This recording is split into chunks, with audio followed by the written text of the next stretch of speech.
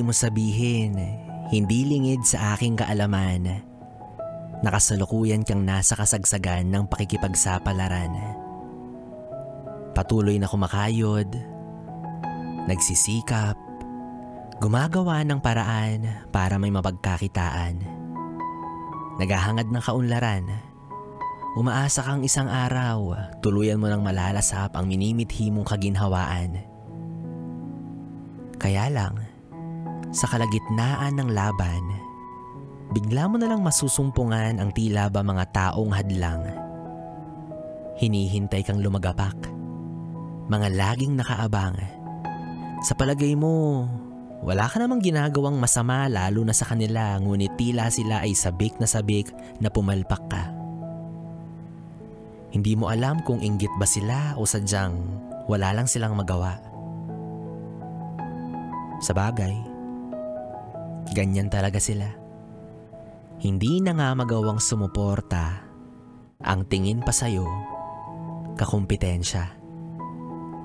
Bakit niya naman nila kaiinggitan kung alam naman nilang lahat ng bagay na nakamit mo ay pinaghirapan? Kung tutuusin, alam mo sa sarili mo na wala ka pang masyadong napapatunayan. Pero gayon pa man, grabe na ang panghuhusga. Kahit na hindi ka naman nila lubusang kilala. Alam mo, ang totoo niyan, pwede mo naman talaga silang tanggalin sa buhay mo. Lalo na kung alam mo naman na wala silang magandang dulot sa'yo. Kumbaga, maiihalin tulad sila sa isang kemikal na nakakalason na kung hahayaan mo lang na dumaloy sa sistema mo, panigurado, hindi magiging maganda ang epekto sa'yo. Para silang hampas ng alon na kung magpapatangay ka, tsak mahihirapan kang makaahon.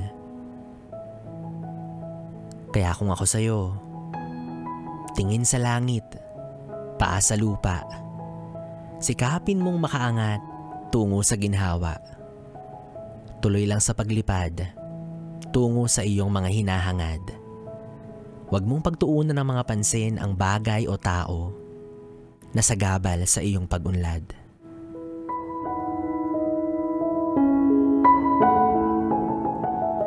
Yes, friend, kapiling mo pa rin ako, DJ B-Boy Bibo, para sa ating tuloy-tuloy na BB Time hanggang mamayang alas 12 dito sa 101.1 Yes FM Solid.